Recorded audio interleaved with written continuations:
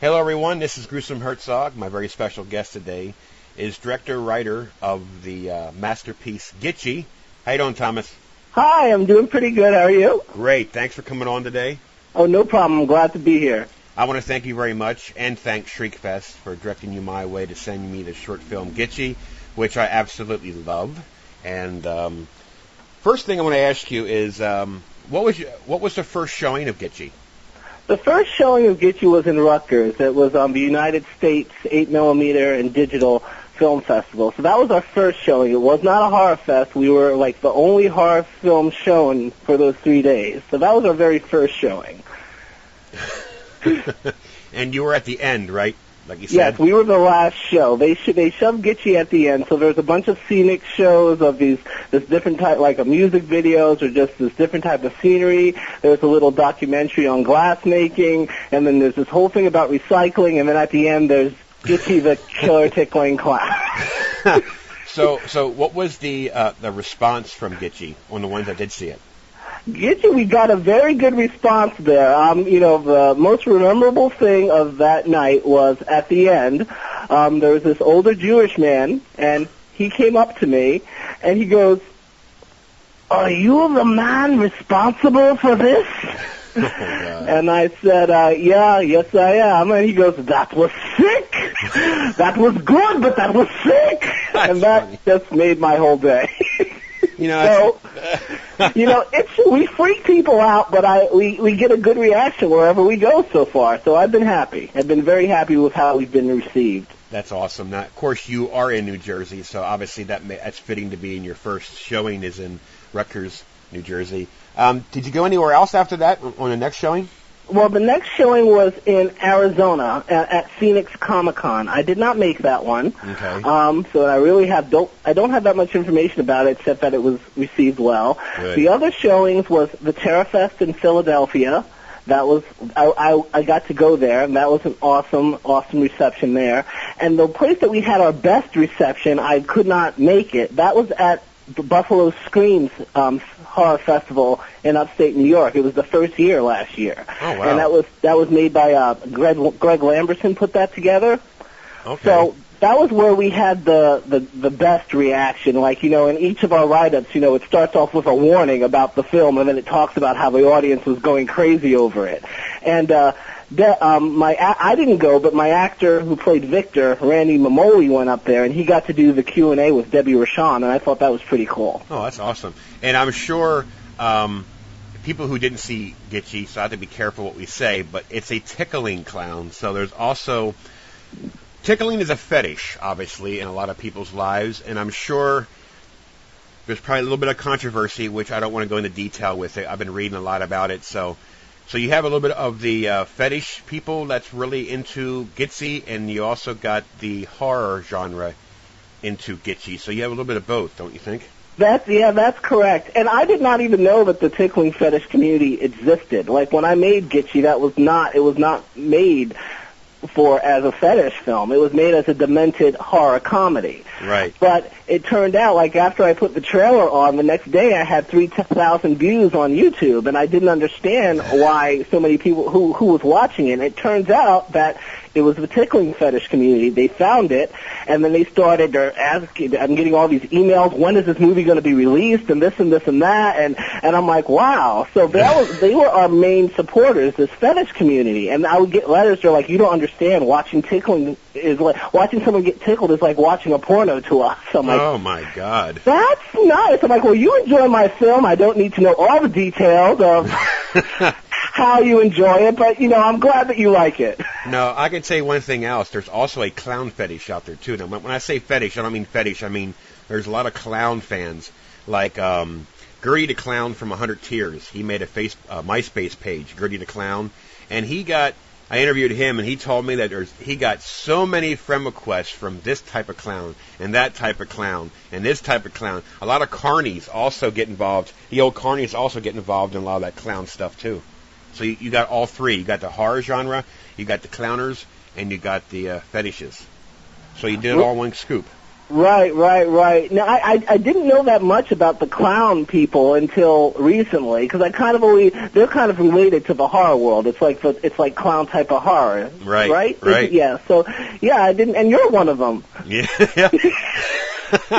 So it's cool. I guess I am too, because I do love clown horror. You know, I saw 100 Tears. I loved it. You know, I like clowns because they're these creepy things. Yep. You know. Yep. But you know, some people won't be able to watch Gitchy because if it's someone who has like a phobia, those phobias are actually severe. They cannot be anywhere near a clown. So, right. You know, I know a few people like that. And it's unfortunate, but that's actually a real condition. Like someone who has that phobia, they can't look at them at all.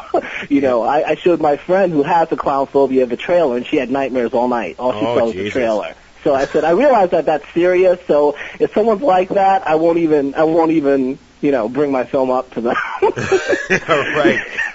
You know, another thing that's interesting as far as how people receive Gitchy. It's like some people will say, like a die-hard horror fan that just wants blood and gore will go, that's stupid, a movie about a clown that tickles people, I won't watch that. And then they watch it and they realize it's more horror than you would think. Exactly. Or someone else who thinks, oh, a tickling clown, oh, that's funny, that's cute, this is going to be cute, and they sit down and then they get disturbed. I'm like, no, it is a horror film, you know, but it's just a funny one. Like I sat, the first screening that I had, which was just a test screening, it was just me and this older woman who thought it was going to be something cute. I screened it, and she sat right next to me, and I could tell that she was very disturbed because she was expecting something really cute. and she just silent, and then she gets up and she's like, well, that was interesting. Like, okay.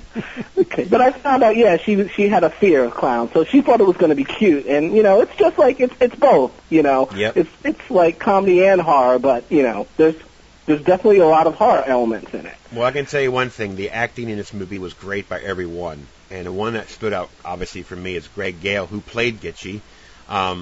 That what makes a clown so intimidating is when they're gigantic. I mean, he's 6'5", he's huge, and like David, Michael J. Brown, I thought he had a hell of a performance. I mean, he really had to get in his role to be paranoid, and I think he did a very good job at acting. But again, the whole cast was phenomenal.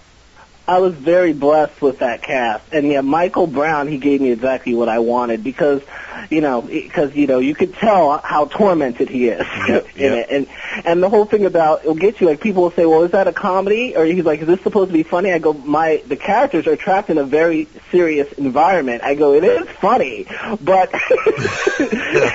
but they're trapped in a serious environment. The character David doesn't think anything's funny that's happening. Right. So. Right. So I was very blessed with a great cast. Everybody. Laser Ray, Liz Walsh, Randy Mamoli. Like I was just, Yep. I was happy. But now, of course, a lot of people like myself, when you watch a movie, you're always interested. The artwork that was hanging on the wall. Now that was drawn by Laser Ray. Yes, it was a combination of people. We had three major artists. Well, actually, two major ones. The major one was Lenny Rivera, who actually was my co-director, and the other one was Laser Ray. Okay. Most of the stuff on the wall was Lenny Rivera. There was a few artwork pieces that Greg actually drew, but most of them on the wall was Lenny. Okay. And some of the other ones were the one with the one where you see the one polka dotted clown picture. That was Laser Ray. Okay. Yeah. Well, like I said before, I really like this film. I know it's going to be a smash on the Facebook and the movie podcasting families. I mean, it's already picking up some speed now, but I guarantee in another month it's going to be the talk of the town on Facebook. So, I told you before we did the interview, a week ago, or it was, I told you, I said, clown horror is a big thing, and it picks up like wildfire. So, be surprised. Don't be surprised if you start getting emails and mail and you hit it right on. Like I said before, you hit it on three genres. You hit the horror genre, the clown genre, and the fetish. So you kind of, and maybe the Jewish community might be watching your movie now too. So I mean, who knows? Oh boy. Hey, I'm just gonna, I'll welcome the support no matter where it comes from. And like right now, like as far as Gitchy, anybody who wants to see it, you can stream it off of Amazon. So it is available on Amazon to stream. But if you want the real DVD that actually has the making of Gitchy and the trailers and everything else, the best place to go is www.gitchytheclown.com, and you can just get it there. And you see interviews with the actors, and they talk about how it felt, doing this strange movie. So, that's cool. Excellent. You know what? I'm going to put that will be on the interview, the link to your website so they can check it out there. But, Thomas, I want to thank you very much for coming on. Gitchy is a great movie, and I think it's going to be a big hit for you. Well, thank you. Thank you for having me. I'm definitely glad that you're helping to get the word out for us independents. It definitely helps. And, I always wanted to come on your little podcast, and this has been fun. All right. Well, I'm glad. Well, thanks a lot, Thomas, and you take care of yourself, okay? Okay, you too. And thanks for coming on. Thank See ya. you. Yep. Bye. Bye-bye.